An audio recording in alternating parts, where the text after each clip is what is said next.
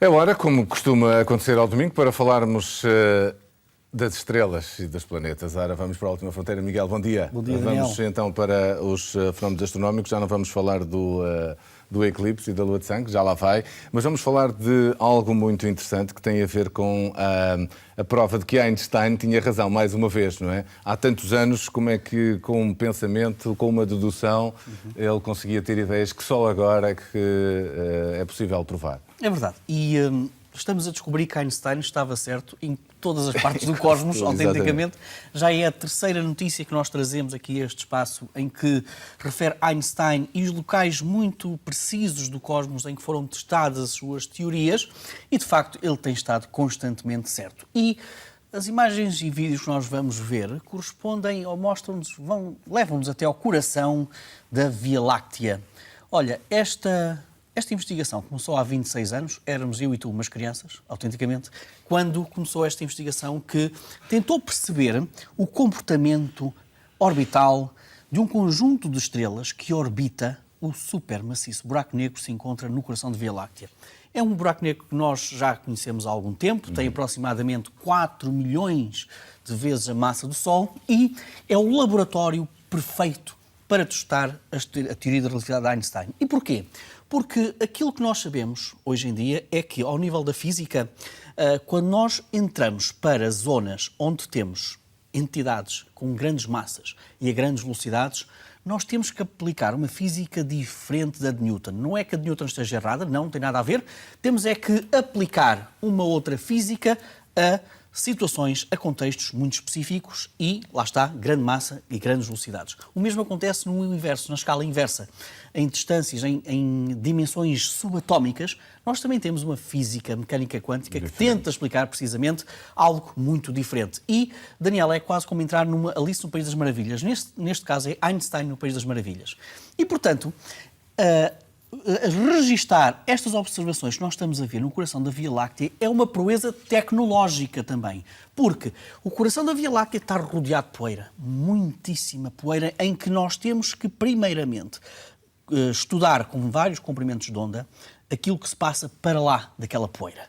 E, portanto, tínhamos que chegar até esta altura em que temos, olha, instrumentos como, por exemplo, o Gravity, o Symphony e o NACO, que são instrumentos que estão acoplados nos observatórios, nos telescópios do Observatório Europeu do Sul, no Chile, para chegarmos então a 26 anos de observação. E o que é que nos diz essas observações? Estes astrónomos, e atenção que há aqui portugueses também envolvidos nesta matéria, nesta investigação, analisaram em particular a órbita de uma estrela que orbita, ou que está nas redondezas deste buraco negro, a estrela S2, e que na sua órbita mais próxima do buraco negro está a uma distância inferior a cerca de 20 mil milhões de quilómetros, e a uma velocidade de cerca de 25 milhões de quilómetros por hora. Isto é aproximadamente 3% da velocidade da luz. E, portanto, quando entramos neste regime, então é aqui que Einstein entra. E então o que o Gravity e o Symphony registra sobretudo qual é a posição destas estrelas, e o outro registra a velocidade destas estrelas, desta estrela em particular, o que nos conta é que não há propriamente nenhum desfazamento em relação à teoria da relatividade de Einstein.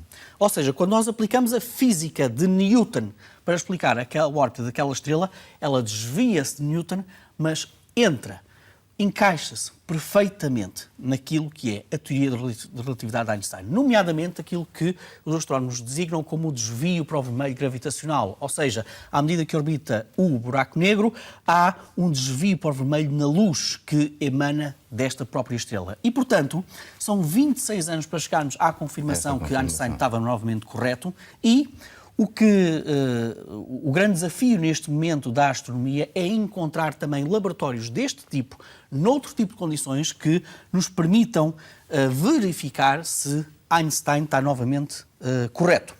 E estas observações são de tal maneira minuciosas, são de tal maneira precisas, Daniel, que os astrónomos conseguiram até verificar a variação do brilho desta estrela à medida que orbita o buraco negro.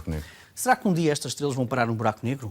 Ainda é muito cedo para termos toda a determinação do comprimento orbital destas estrelas. Aparentemente, para já, há ali uma relação de convivência saudável, digamos assim, entre este supermaciço buraco negro e estas estrelas. Portanto, uma vez mais, Einstein estava correto e com astrónomos portugueses também nesta investigação. Ora, outro assunto que nos trazemos hoje são estrelas rasantes, mais um estudo. Ora, vamos então tentar perceber onde é que está essa irmã galáctica, não é? Da nossa Via Láctea. Nós, para além de vivemos numa época em que temos telescópios cada vez mais precisos, temos também computadores mais precisos que nos conseguem fazer simulações mais rápidas, mais precisas daquilo que eventualmente aconteceu, acontece ou acontecerá, até mesmo nas redondezas do nosso sistema solar, nomeadamente nas redondezas do Sol. Nós sabemos que o Sol nasceu numa espécie de uma ninhada autenticamente estelar. Um dos temas fascinantes da astronomia hoje em dia é tentar descobrir onde andam as irmãs do nosso próprio Sol. E, portanto, nós sabemos que nasceu num aglomerado e que, passados alguns milhões de anos, saiu desse aglomerado de estrelas.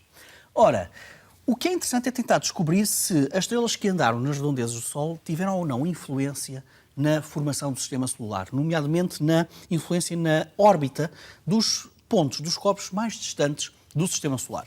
E, portanto, temos cada vez mais simulações que nos dão pistas sobre isso. E o estudo desta semana leva-nos para o Instituto de Radioastronomia, o Max Planck Radioastronomy Institute, de Munique, que nos diz que, neste novo estudo, há uma probabilidade de 20 a 30% de uma estrela, talvez tão grande como o Sol, girar quase tão perto, ou melhor, chegar de quase tão perto, quanto Plutão, entre 50 a 150 unidades astronómicas. O que é que isto quer dizer? Quer dizer que, sim, nós hoje temos um conhecimento mais ou menos preciso que houve estrelas que passaram aqui nas redondezas do Sistema Solar e que afetaram esses corpos. Porquê é que este estudo em particular é, acho eu, um bocadinho mais fascinante do que todas as simulações? É que, de acordo com esta simulação, os nossos telespectadores que estão habituados a ver este programa sabem que nós costumamos trazer aqui aquele famoso Planeta 9, que ainda ninguém conhece porque ele nunca foi detectado diretamente, mas que terá eventualmente influenciado gravitacionalmente também alguns corpos naquela zona mais distante do Sistema Solar. Um planeta aproximadamente com 10 vezes a massa da Terra, só que ninguém sabe se ele existe ou não. E o que diz esta simulação é que, bom, se nós colocarmos no computador estes dados desta simulação, então basta nós termos a ideia de que houve estrelas que passaram aqui perto para alterar a órbita daqueles corpos. Ou seja, não é preciso necessariamente a existência de um superplaneta nos confins do Sistema Solar para explicar a alteração gravitacional daqueles corpos. Isto tem muita piada se porventura, aquelas alterações orbitais se mantiverem. Ou seja, se foi assim no passado, presente e eventualmente no futuro. Porque se estes desalinhamentos orbitais forem temporários, então novamente temos que pôr aqui a questão do planeta. Mas, de qualquer forma, é mais uma simulação particularmente interessante que está ao dispor dos astrónomos. As imagens que nós estamos a ver neste momento já nos mostram para uma outra história ainda dentro deste capítulo e que tem a ver com, olha, falámos de estrelas irmãs do Sol, agora vamos falar de uma galáxia irmã da nossa própria Via Láctea, porque esta semana também foi tornado público um estudo que nos mostra que o nosso grupo local de galáxias tem uma grande galáxia como é Andrómeda, tem a nossa Via Láctea, que pelos vistos, os últimos estudos dizem que os tamanhos são muito parecidos, e havia uma terceira galáxia também muito, muito grande. Ora, o que me diz este novo estudo é que provavelmente esta terceira galáxia muito, muito grande, e que era autenticamente uma irmã da Via Láctea, terá sido comida autenticamente pela grande galáxia de Andrómeda. Porquê é que isso foi? Porquê é que os astrónomos chegaram a essa conclusão? Porque eles analisaram as estrelas que estão no halo da galáxia de Andrómeda e aquelas estrelas têm particularidades, têm órbitas muito diferentes das próprias estrelas de Andrómeda.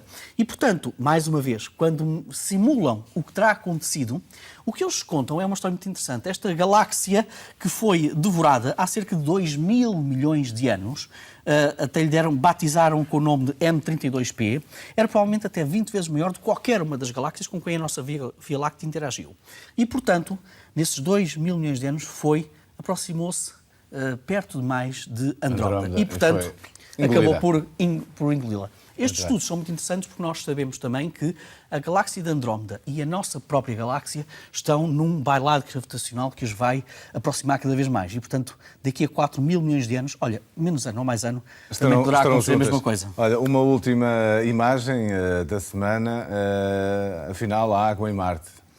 Dizem os últimos estudos. Não é? Foi uma semana gloriosa para a ciência europeia. Nós começámos com o ESO, vamos terminar com a ESA, porque foi também uma das notícias da semana, que não foi muito apresentado, foi esta imagem. Esta é a famosa imagem de radar que mostra que eventualmente, a cerca de 1,5 km de profundidade de Marte, nós temos ali um lago com cerca de 20 km de extensão e apenas alguns centímetros de profundidade, portanto é quase uma folha de lago, água. mas extremamente salgado. Para haver água líquida àquela superfície, tem que ser extremamente salgado. E, portanto, para além de todos os debates científicos que vamos ter sobre se de facto é ou não um lago, a discussão astrobiológica também tem que ter muito cuidado porque é um lago extremamente salgado. Muito bem, Miguel, obrigado pelas o teu conhecimento sempre em torno destas questões astronómicas e vamos